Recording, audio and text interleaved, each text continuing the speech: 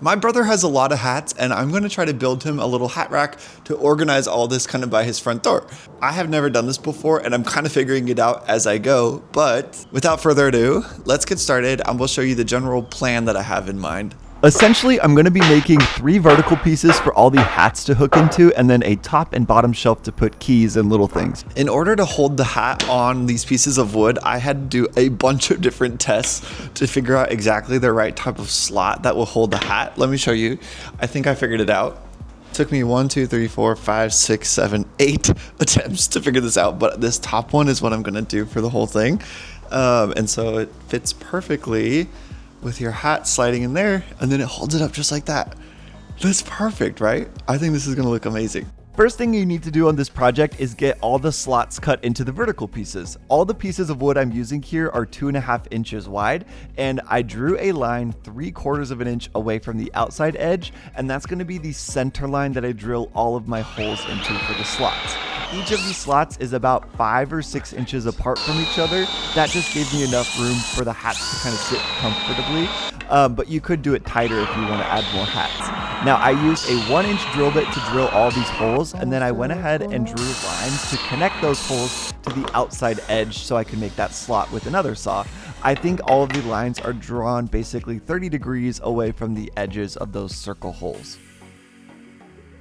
Now I'm gonna make all of those holes into the slots using my scroll saw. This is one of my favorite tools, literally ever. The very first time I used a scroll saw was actually in the 2nd grade because my dad is a woodshop teacher, and they used to use a ton of scroll saws in woodshop because it was easy for kids. And I would always hang out there after school while he was finishing up work, and then he would let me play around and try stuff out. Obviously it was safe, don't worry. Now I recognize that most people probably do not have a scroll saw, and that's no worries. You could also do this next step by just using a regular jigsaw or something like that. But basically it's really simple. You're just trying to connect those dots to the outside edge, and I think the scroll saw just gives you a really clean cut, so that's why I like to use it in all my projects. Now I'm just gonna quickly cut down the length of the top and bottom supports for this to be 18.25. First, I'll trim the end so it's super precise. Looks good. Oh wait, I need to cut a couple support pieces. I need 4 7-inch pieces. Hopefully I can fit them all on this one board. That's part 1. I'm gonna reuse this little piece to make my shelf for the bottom where the coat rack's gonna go. I did a little bit of research online just to see examples of what a craftsman style shelf would be, because my brother's house is kind of that era. And I found if I just cut a simple little half circle into a square, it just was the perfect little end to these shelves. Okay, I've done pretty much all the easy part where I got everything cut out, but now I'm working on assembling it, which is much harder to do because I'm trying to do this without showing any screws or nails because I want it to look super professional. So I bought this little thing, which is called a dowel jig, and it helps you assemble pieces of wood together with just using a little dowel and glue. So then you don't see anything.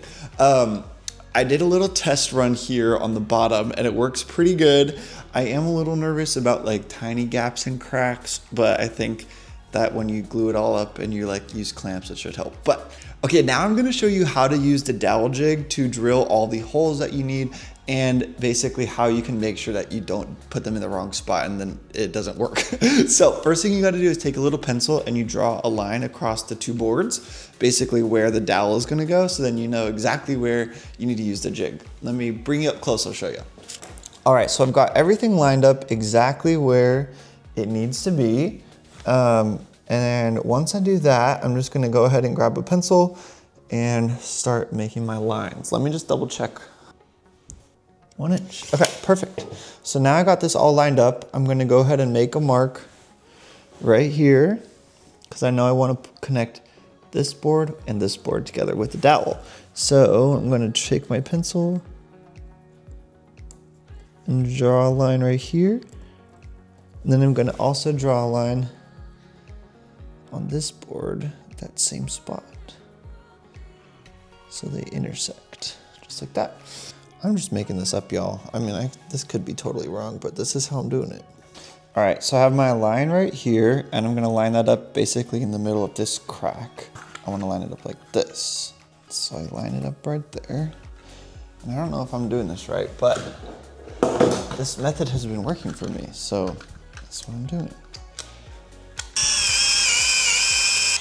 And then I'll just keep going down the line, doing that all the way. There's my little hole.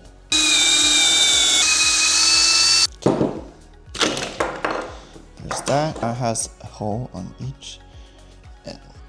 And I will repeat it on the next one. Now, let me show you how it works. You can just put the dowels in your holes like this.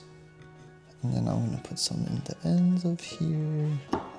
Line these up like this.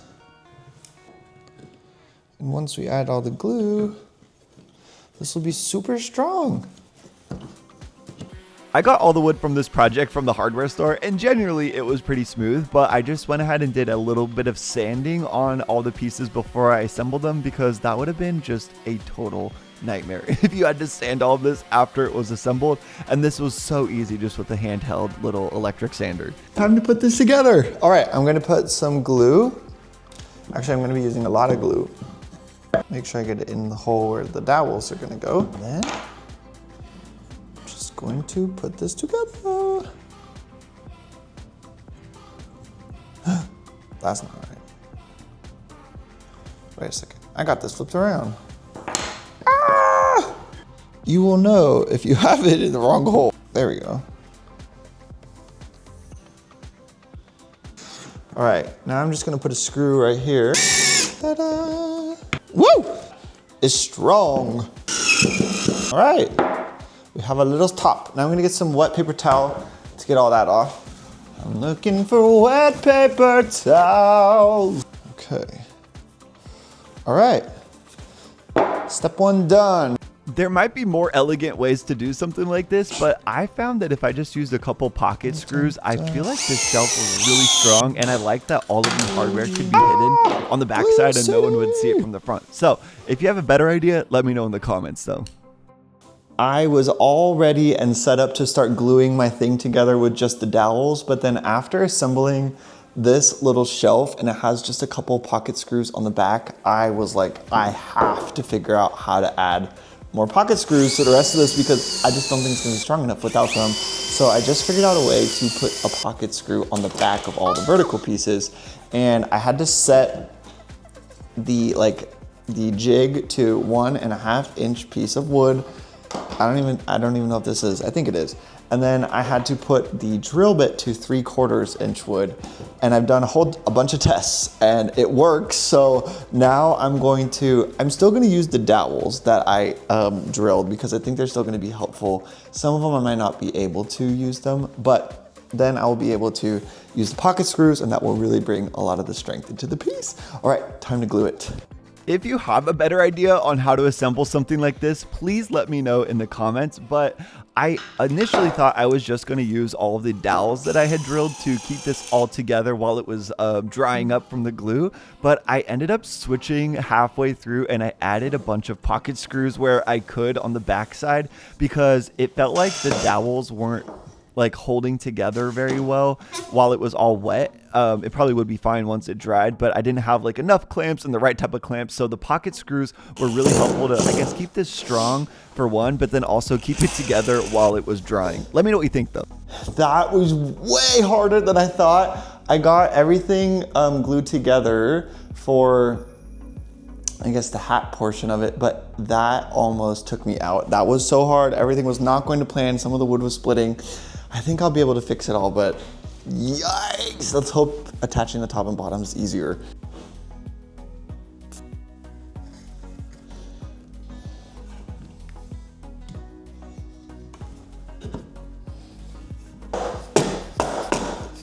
Okay, now I'm gonna put a big screw in. I am so nervous about this.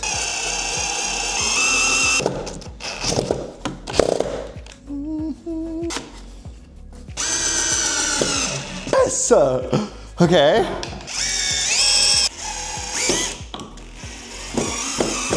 The only part I wasn't super satisfied was where the top piece connects to the verticals. In the very front, it was a little hard to get a good connection because there was no dowels or pocket screws like able to connect those two pieces. So I ended up using a lot of wood glue and clamps. Oh my gosh, I'm exhausted. All right, I think I've got it all set up so it can glue and harden overnight. That was so hard, but it's looking pretty good. I will report back in the morning. Thank goodness, but it dried really well overnight. It's very strong and it looks like nothing like cracked or broke or anything overnight, which is so good. I just spent probably a million hours sanding individually each of these little cracks and grooves, and I have to do it by hand because you can't get in there with the tool. So now I'm ready to start staining. I need to just like blow all the dust off first and like do a little hard tack cloth thing to get it all off, and then I'll be ready to start staining. I gotta get all this dust off of here, and I'm actually just gonna take it outside and blow it off with a leaf blower first. That'll get most of it off, and then I'll come back in with the tack cloth and get all the like little fine dust particles out of there, especially out of the little curves. That's gonna be really important.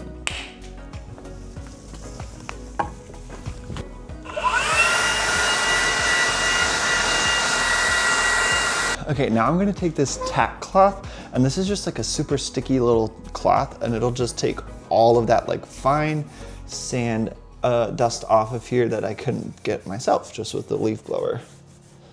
And I wanna really make sure I get in here into all these curves because they're really dusty.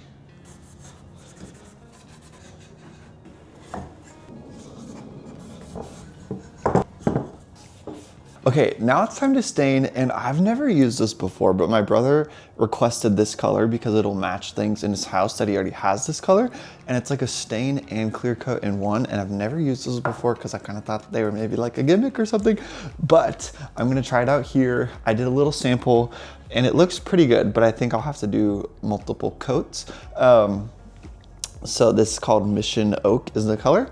And you use just like a little nylon brush to put it on, and I'm gonna try to do like a very light coat because the difference between this and like a regular stain is that you cannot wipe off the excess.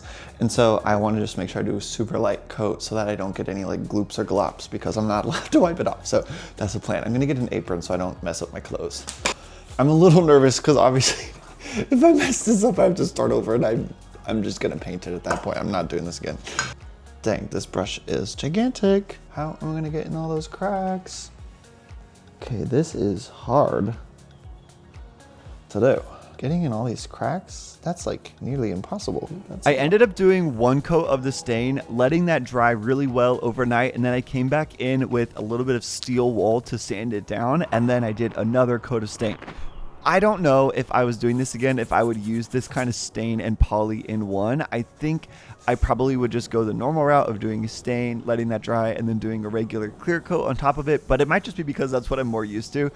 Either way, my brother was really happy with the way that this stain turned out. To finish up the piece, I just added a couple hooks on the bottom, and I'm thinking my brother could either store keys there or maybe hook on a jacket. And then I also put a couple keyhole little hooks on the very top of it so he could connect this to the wall. This is probably my most advanced woodworking project I've ever done, and I definitely learned a lot along the way of what I probably would do different next time, but I'm really happy with the way that this turned out, and it was so fun being able to give this to my brother and just see him be able to use it in his house. So if you like do-it-yourself projects and DIYs, make sure to follow me. I do a lot of home projects and little DIYs like this, so I hope you stick around, and I'll see you next time.